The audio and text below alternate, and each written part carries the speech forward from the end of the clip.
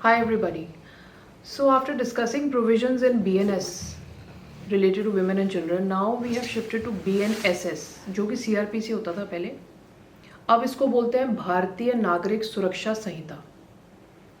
सो CRPC का basic motive क्या होता है? इसमें मैकेनिज्म फॉर ट्रायल्स होता है, inquiries, passing off orders, appeals. इसमें प्रोसीजर बताते हैं कि ये सब कैसे होता है. So now this has been reformulated and called Bharatiya Nagarik Suraksha संहिता 2023. इसके चैप्टर 10 पे आते हैं हम सीधा, which is related to section 125. आपको पता होगा पहले, maintenance of wife, children and parents. ये बहुत ही इंपॉर्टेंट सेक्शन है CRPC का, जो कि अब सेक्शन 144 हो चुका है. इसके हम प्रोविजंस को डिस्कस करेंगे आज. अब इसकी बेसिक इंटेंशन क्या है? बेसिक इंटेंशन जो थी इसकी बनाने की, it was a social a social responsibility, social purpose, कि जिसको भी अगर आप अपनी फैमिली में इंक्लूड करें उसको मेंटेन करने का आपका राइट है. अब इसमें sustenance, support and clement does not have to suffer. मतलब उसको इतना सपोर्ट करो, और अगर वो नहीं अपने आप को मेंटेन कर पा रहा तो आप कैसे उसको मेंटेन करेंगे. अब इसमें बेसिकली जो फैक्टर्स हैं, पहले हम प्रोविज़न देख लेते हैं. इसमें wife, child and parents include होते हैं. अब now in this if you discuss the wife provision, उसमें 125 CRPC ये बोलता है कि when the husband has the means to maintain the wife, और उसके पास सफिशेंट अपने रिसोर्सेज हैं टू मेंटेन द वाइफ, तो उसको मेंटेन करना पड़ेगा. इवन इफ़ अगर वाइफ डिवोर्स हो जाए या फिर वो जब तक वो रीमैरी नहीं होती तो उसको मेंटेन करना पड़ेगा. अब इस केस में एक जो लूप होल है वो ये है कि अगर वाइफ हस्बैंड से ज़्यादा भी कमाती है पर हस्बैंड कभी भी वाइफ से जो है मेंटेनेंस नहीं मांग सकता, तो ये लूप होल है. मतलब विमेन को हमेशा डिपेंडेंट स्टेटस दिया गया मेरे हिसाब से. It should be the other way around also, because आजकल तो लड़कियां पूरा कमाने लगी हैं, बट हस्बैंड किसी भी केस में वाइफ से मेंटेनेंस नहीं मांग सकता. मतलब सारा जो दारोमदार है वो हस्बैंड भी रहेगा. अब इसमें कई सारे प्रोविजंस हैं जिसमें वाइफ मेंटेनेंस मांग सकती है, जैसे कि DV act, domestic violence act है जो सेक्शन 20 उसका. Then adoption and maintenance act section 18 to 23. Then Hindu marriage act section 24 जिसमें मेंटेनेंस मांग सकते हैं आप. Then special marriage act section 37 for people who are not Hindus.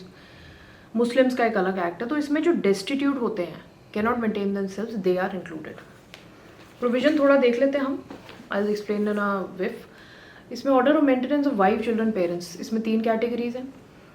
अगर सफिशेंट मीन्स हैं हस्बैंड के पास to maintain himself and wilfully he is either neglecting और he is refusing to maintain, उस केस में ये प्रोविजन हैंडी आता है. रिफ्यूज़ल एंड निगलेक्ट, वो करना नहीं चाहता वाइफ को मेंटेन, तो इसमें सबसे पहले जो फैक्टर्स हैं कि वो लीगली वेटेड वाइफ होनी चाहिए, हस्बैंड वाइफ का रिलेशनशिप प्रूव होना चाहिए, अनेबल टू मेंटेन होनी चाहिए अपने आप को. अगर वो सफिशिएंट मीन्स अपनी सैलरी वगैरह उसकी अच्छी है तो तब इस केस में डिफिकल्ट हो जाता है. If the husband is able to prove that she is maintaining her self and earning very well, इस केस में 125 के प्रोविजंस में मेंटेनेंस मिलना डिफिकल्ट हो जाता है. Then husband has sufficient means and is neglecting and refusing. तो ये 3 जो इसके फैक्टर्स हैं ये मेन है जब वाइफ को इसके पर्व्यू में लेके आना है. अब इसमें कई सारे फैक्टर्स कोर्ट देखती है कि दोनों के पास कितनी प्रॉपर्टीज़ हैं, दोनों के फंड्स कितने हैं, दोनों के अपने एसेट्स कितने बने हुए हैं, वाइफ की क्या सैलरी है, सोशल स्टेटस क्या है दोनों का, देन कॉस्ट ऑफ लिविंग क्या है. ये सब फैक्टर्स कोर्ट असेस करती है, उसके बाद ये इसमें मेंटेनेंस देती है. अब बेसिक इसका मोटिव ये था कि सोशल प्रॉब्लम्स बहुत बढ़ जाएंगी अगर वाइफ और चिल्ड्रन मेंटेन नहीं होंगे, तो बच्चे बिगड़ जाएंगे और आगे सपोर्ट उनको कौन करेगा. तो इस केस में that is the main issue. Wife even if she is divorced और ऑब्टेन्ड अ डिवोर्स डिग्री, या फिर हस्बैंड ने उसको डिवोर्स किया, जब तक उसकी अपनी रीमैरिज नहीं होती तब तक हस्बैंड को उसको जो है 125 में मेंटेनेंस देनी पड़ेगी. अब वही है, इसमें डिपेंडेंसी जो है वाइफ की शो की है. मतलब विमेन को हमेशा से वीक बोला गया कि वाइफ ही डिपेंडेंट है. इस केस में हस्बैंड को कभी भी कोई पिटिशन में कोई राइट्स ही नहीं कि वो अपने लिए मेंटेनेंस मांग पाए. अब इसको ट्राई कौन करता है? JMIC first class, judicial magistrate first class के सामने एक कंप्लेंट दायर होगी, जिसमें कि वाइफ को प्रूव करना पड़ेगा कि husband actually he is neglecting her and is refusing to pay maintenance. इन दोनों केसेस को अगर वो प्रूव कर लेती है तो इसमें मंथली मेंटेनेंस फिक्स होती है, जो कि generally 1/3 of the income of the husband होती है. तो आपको बेसिकली केस टू केस पे डिपेंड करता है. बेसिकली आपको सारी सैलरी स्लिप एक्सेट्रा सब दिखाना पड़ेगा कि हस्बैंड कितना कमा रहा है, तो उसकी 1/3 इनकम एक्सेट्रा से ये असेस होती है। इसमें जब आप अर्जी लगाते हो, when you put an application for maintenance, at that time you have to put an application for interim maintenance also. इसका प्रोविजन जो है उसमें क्लियरली लिखा हुआ है that you have to put an application for interim maintenance in which during the pendency of the case, because ये cases 1.5, 2, 3 साल तो चल ही जाते हैं, इनके ड्यूरिंग वाइफ क्या करेगी और बच्चे क्या करेंगे। So during that period also you can ask for maintenance and interim amount court दे देती है कि ड्यूरिंग जब तक ये केस चलेगा इसके बीच में भी उनको पर मंथ कुछ देना पड़ेगा। और ये जो इंटरिम एप्लीकेशन है इसमें by law you have to decide this application in 60 days, मतलब 2 महीने में एक एप्लीकेशन जज को डिसाइड करनी पड़ेगी। अब जिस दिन से नोटिस हुआ है, या तो जो एलिमनी जो मेंटेनेंस है उस दिन से लग जाएगी, या फिर ये जिस दिन एप्लीकेशन फाइल की थी आपने उस दिन से लग जाएगी। So that is also determined by the court. इसमें जो है from the date of the order, expenses of the proceeding, अच्छा इसमें एक्सपेंसेस ऑफ प्रोसीडिंग्स भी क्लेम कर सकते हो आपकी लॉयर जो है उसके खर्चे, बाकी खर्चे, that also can be claimed by in the interim maintenance application, even in the main application also. एक मेन एप्लीकेशन लगती है, उसके साथ एक इंटरिम एप्लीकेशन लगती है कि during the course, during the case आपको एक इंटरिम अमाउंट मिल जाएगा, वो आप लेते रहोगे, और फिर फाइनल मेंटेनेंस जब डिसाइड होगी तो आपको फाइनल अमाउंट मिल जाएगा। या तो ये डेट ऑफ ऑर्डर से होगा, जिस दिन उसने ऑर्डर किया इंटरिम मेंटेनेंस का, क्योंकि इंटरिम मेंटेनेंस पहले डिसाइड करनी पड़ेगी, उस डेट से या तो मिलेगा उसको, और this will be from the date of the application, मतलब वो पीछे से देगा, जब आपने मेन एप्लीकेशन फाइल की थी तब से मिलेगा। Now in this case if the person और the husband he fails to pay this, अगर वो नहीं कर पाता पे, तो इसमें क्या होगा, इसमें एक तो हस्बैंड को एप्लीकेशन लगानी पड़ेगी क्यों पे नहीं कर पा रहा हो। अगर वो सफिशिएंट कॉज प्रूव कर देता है कोर्ट के सामने, उन केसेस में फिर कोर्ट प्रेशर नहीं डालेगी, बट अदरवाइज मजिस्ट्रेट जो है हर ब्रीच पे, फॉर एग्जांपल उसको 30,000 पे करने का एक ऑर्डर मिला, उसने पे नहीं किया, केस जो है मीडिएशन पे चला गया, मीडिएशन के बाद दोबारा कोर्ट में आ गया, मीडिएशन फेल हो जाती है, उस केस में क्या होता है कि जो हस्बैंड है अगर वो फेल हो जाता है पे करने में, तो आके वो बताएगा कि मेरे पास पैसे नहीं है, तो कोर्ट उस दिन से वारंट इशू कर सकता है, फाइन इशू कर सकता है, और सेंटेंस 1 मंथ तक का मैक्सिमम लगा सकता है। अब जैसे आज उसने 30,000 की मेंटेनेंस एक महीने की, उसमें उसने 30,000 पे नहीं किए, तो पूरे महीने की जेल। जैसे ही वो पे करता है उसको छोड़ देते हैं।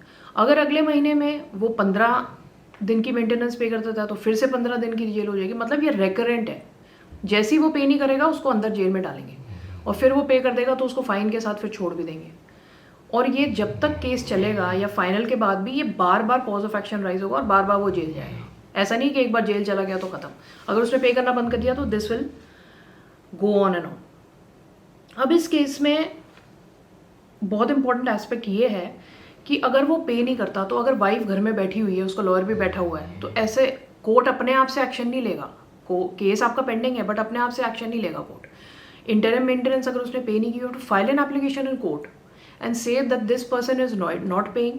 उसमें फिर एक समन इशू होता है, और इससे इस डेट मुझे इसने पे नहीं किया, तो उस केस में then he has to come up, then the court will come up with a warrant और देर इम्पोज फाइन, और या तो उसको सीधा अरेस्ट कर लेंगे। तो हमें अपने आप एप्लीकेशन डालनी पड़ती, कोर्ट इसमें सुओ मोटो कुछ नहीं करेगा, हमको वाइफ को अपनी एप्लीकेशन अलग से डालनी पड़ेगी इसमें। फिर इसमें कई सारी कंडीशंस हैं, जिस केस में जो है वाइफ जो है उसको मेंटेनेंस नहीं मिलती। जैसे कि अगर वो बोलती है कि मुझे रहना नहीं है तुम्हारे साथ, और जो हस्बैंड है वो कंडीशन लगाता है कि तुम रहोगी तभी तुम्हें मेंटेनेंस दूंगा मैं। So in that case if the wife is able to prove कि अगर मैं इससे नहीं रह रही, उसका एक कोजेंट रीजन है। फॉर एग्जाम्पल जैसे कोई सेकेंड वाइफ है, या उसकी कोई गर्लफ्रेंड है, या कुछ है जिसका उसका अफेयर है, वो साथ में रहना शुरू हो गया। अब उन सर्कमस्टांसिस में तो वाइफ बिल्कुल भी नहीं रह सकती, तो वाइफ क्या करेगी फिर वो दूसरी अपनी जगह रहेगी और हस्बैंड को देनी पड़ेगी मेंटेनेंस। तो अगर if the wife is able to prove the reason for not living with him, then the court will pass an order and still the husband has to pay. He can not impose a condition कि ये मेरे साथ रहेगी, मैं तभी divorce जो है तभी मैं मेंटेनेंस करूँगा।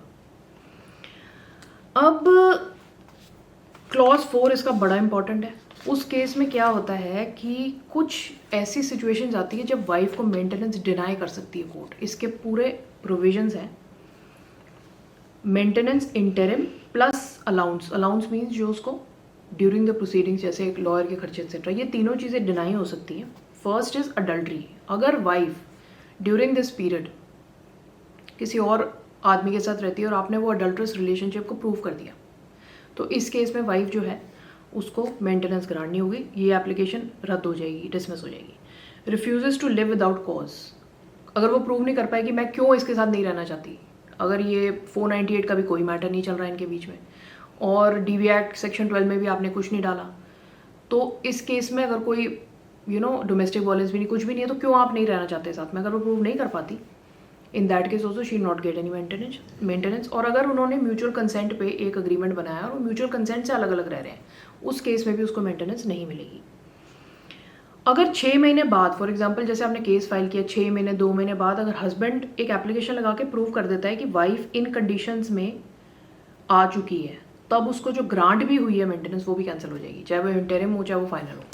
तो wife has to be really careful even during this 498 proceeding या फिर उनके बीच में जो भी अभी केसेस चल रहे हैं, वाइफ को अपना स्टेटस अभी सिंगल ही रखना है। अडल्ट्री में आ गई तो वो उसकी मेंटेनेंस खत्म हो जाएगी। अब ये सारे आपने फैक्टर्स देख लिए, इन केसेस में ऐसा नहीं है कि बिल्कुल ही वाइफ को हर चीज़ में एडवांटेज मिलेगा ही। So if the husband fights the case diligently, उसको लॉयर अगर उसको राइट स्टेप्स बताता है तो हस्बैंड ये मैटर जीत सकता है। आगे देखेंगे हम जजमेंट्स में कैसे हो सकता है ये। फिर जो 125 का प्रोविजन है, it also deals with child maintenance. Second जो है इसका, अब चाइल्ड में क्या होता है, अगर वो माइनर चाइल्ड है तो वो लेजिटिमेट या इलेजिटिमेट हो, नाजायज़ हो या लीगल चाइल्ड हो, दोनों को ही मेंटेनेंस मिलेगी, मैरिड हो या अनमैरिड हो। अगर वो अपने आप को मेंटेन नहीं कर पाए तो इस केस में फादर या मदर दोनों से वो मेंटेनेंस मांग सकते हैं। This is in case of a minor. Legitimate और illegitimate both father mother have to give him maintenance, वो अपनी एप्लीकेशन डाल सकता है अगर वो अंडर 18 है और वो अपने आप को मेंटेन नहीं कर पा रहा। बट इसमें एक एक्सेप्शन है कि जो फीमेल डॉटर है जो कि मैरिड है, उस केस में I just read that exception also, ये बहुत इंपॉर्टेंट है। During the pendency of proceeding regarding monthly allowance of the maintenance under subsection order such person to make a monthly allowance for the interim maintenance. Okay, this is interim maintenance. इस case में एक बहुत बड़ा exception ये है कि जो unmarried daughter है उसको ये नहीं मिलेगी maintenance. Female daughter minor who is married, उस केस में अगर उसका हस्बैंड उसको नहीं मेंटेन करना पाता तब उसके फादर को मेंटेनेंस देनी पड़ेगी, अदरवाइज नहीं। अगर हस्बैंड अच्छी तरह मेंटेन करा then the father is not liable to pay. अब जब बच्चे मेजर हो जाते हैं, लेजिटिमेट या इलेजिटिमेट हो, नाजायज़ हो या दूसरा हो, not being a married daughter को नहीं मिलेगी। बट अगर लेजिटिमेट या इलेजिटिमेट मेजर हैं और वो सिंगल डॉटर है और वो लड़का है तो उसको मेंटेनेंस देनी पड़ेगी, बट फिजिकल और मेंटल अबनॉर्मेलिटी या इंजरी के केस में सिर्फ। अगर वो फिजिकली और मेंटली अबनॉर्मल है तो उस केस में फादर और मदर को बच्चे को इवन मेजर होते हुए भी मेंटेनेंस दे सकते हैं। तो ये बहुत इंपॉर्टेंट पॉइंट्स हैं। अब लास्ट में आता है फादर और मदर अनेबल टू। अब ये जैसे हमारे सीनियर सिटीजन एक्ट है उसके अंदर केस चल सकता है, तो फादर मदर भी एप्लीकेशन डाल सकते हैं कि हमारा बेटा हमें मेंटेन नहीं करना, provided they do not have the means to maintain. अगर वो खुद काफ़ी अमीर हैं फिर भी वो मेंटेनेंस डाल रहे हैं सिर्फ बच्चे को तंग करने के लिए, तो वो नहीं होगा। अगर उनके पास मीन्स हैं अपने आप को मेंटेन करने के, so then in that case उनको मेंटेनेंस नहीं मिलेगी। So these are all the very important points of this section 125। अब सेक्शन 125 के नेक्स्ट वीडियो में हम देखेंगे इसका प्रोसेस क्या होता है, कोर्ट में कैसे एप्लीकेशन फाइल होती है, उसकी मैं एक रील भी बनाऊंगी।